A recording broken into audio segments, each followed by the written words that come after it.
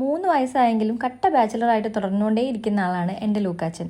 അവന് വേണ്ടി നമ്മളൊരു ഗേൾ ഫ്രണ്ടിനെ കുറച്ച് മാസം മുമ്പ് കൊണ്ടുവന്നിട്ടുണ്ടായിരുന്നു.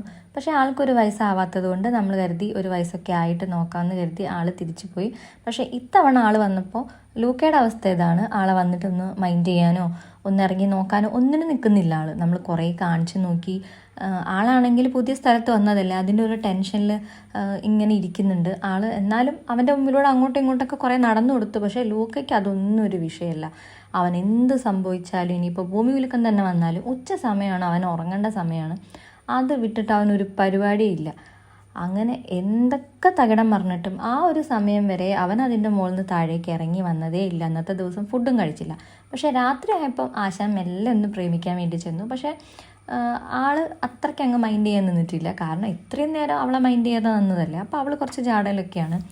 എനിക്ക് തോന്നുന്നു ഇവൻ്റെ ജീവിതത്തിൽ ഇവന് ഫുൾ ടൈം ഇങ്ങനെ ബാച്ചിലറായിട്ട് തന്നെ തുടർന്നുകൊണ്ടിരിക്കണം. നേരം വിളിക്കുന്നവരെ ഈ ഇരുത്തം അവളെ നോക്കി അവൻ ഇരുന്നിട്ടുണ്ട്. നമുക്ക് പെണ്ണില്ലാടാ.